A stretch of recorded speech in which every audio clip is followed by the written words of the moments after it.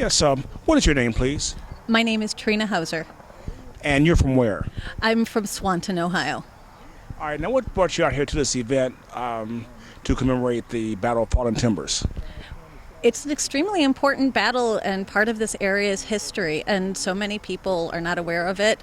So even though I've studied extensively on this battle, it's always important to continue your education and learn more and more. So that's why I wanted to come. You know, that's exactly why I'm here, because in 60 days from today, in 1794, that's when Fort Wayne was named Fort Wayne. Oh, okay, that's right, because it was Kikiyanga first, and then, of course, our good friend Anthony Wayne went back over to that way. And nobody knows about this, what happened here. I mean, they know that Anthony Wayne defeated the Indians, and that's the end of the story about this event. And there was just so much more to it than that, because like they touched on in the program, there had been 2 previous defeats, and it was just imperative that he would win for the American side. And otherwise, like they mentioned in there, this could be an Indian buffer zone. This could have been a buffer zone that would have happened if he had not won. They would have had to possibly rethink the battlefield, or the boundaries lines. So, you know, but why isn't this more known? I mean, whose fault is it that we've all become so illiterate when it comes to this Indian Wars history? I think, well, in this area, Tecumseh is extremely well known because of the whole Battle of Fort Meigs, which happened in May of 1813. But people seem to overshadow the fact that Little Turtle was in this area too. Little Turtle was so important, and people don't realize some of the things he did. He was the first Indian, the first American Indian, your First Nations, who was vaccinated. He was vaccinated against smallpox. He was the first one to go to the nation's capital, Philadelphia, and meet with the president and other generals of the American Revolutionary War. So he truly wanted peace for his people because he didn't want any more of his people to die.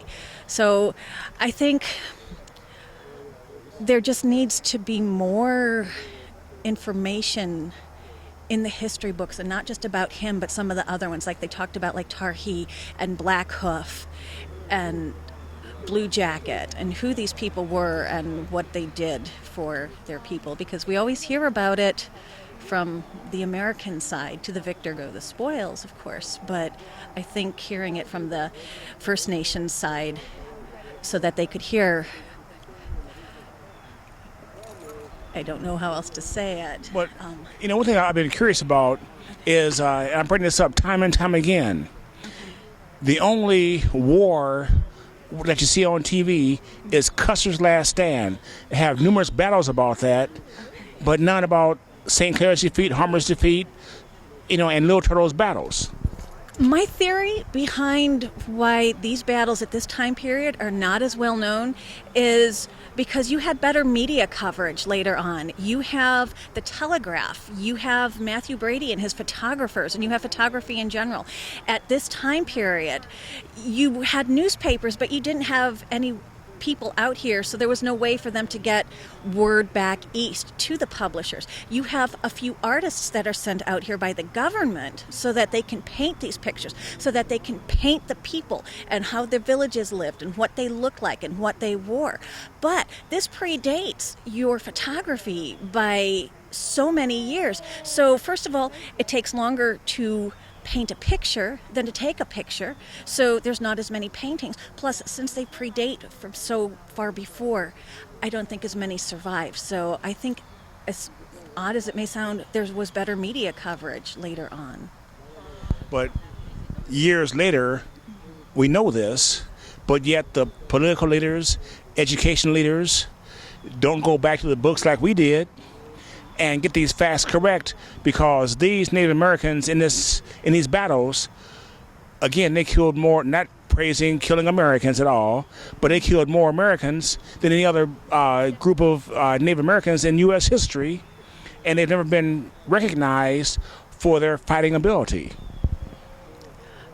It might just be because it's just easier to go with what you already know, like I say, the Custer's Last Stand, perhaps, rather than looking back further through history. That, you've got me stumped. I've never thought of it like that before. You know, a minute ago you mentioned something about some kids who you encountered on a tour here in the area. Explain that and your surprise about their mindset. About when they're not familiar who Little Turtle is, but they know who Richardsville is. This whole idea, yes. Well, I work with students from all over the tri-state area, Indiana and Michigan and Ohio, and especially the ones from Indiana are very well versed with Chief Richardville, and they know that he was Little Turtle's son. But unfortunately, they don't know who Little Turtle is. My understanding is that Richardville's house was redone, and it's now a park or some type of state site. I'm not exactly sure what it is. And it's great that students go there, but they need to know who Little Turtle was because he was there first, and, well, without him, there wouldn't have been Richardville. And well, I don't know enough to say. No, Richardville a sellout? I don't know. I'm sorry, you don't want to say that because I don't know enough about him. But that still doesn't take away from the fact that nobody knows who Little Turtle is, and Little Turtle, I mean, should be placed right there next to any great warrior in the world because he did something that nobody else has ever done. Yes. And I do have a little fact for you here that you never really thought about. Little Turtle and George Washington had battles. I have found how they became in-laws. It's a little bit after they died, but they became in-laws, and I can prove that. Okay. I've never heard about Little Turtle. I know about William Wells, but who was Little Turtle's adopted son, and then he married Sweet Breeze, but... You're making my day here. When he married Sweet Breeze, they had a daughter one of the daughters was named Rebecca. Yeah, Rebecca. Oh, I know what you're talking about now. Remind me, but I know, yeah. You're getting warm. Oh, I'm trying to think who it was. Now I know what you're talking about, but I can't think of the name. Captain James Hackley. Okay.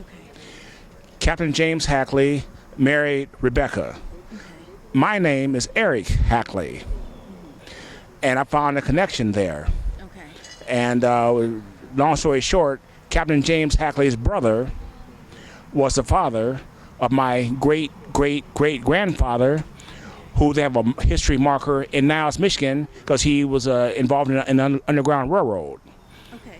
So this history here is just not, didn't stop here. I mean, it continues, beyond the borders here. I'm just here just to document the epidemic of history illiteracy.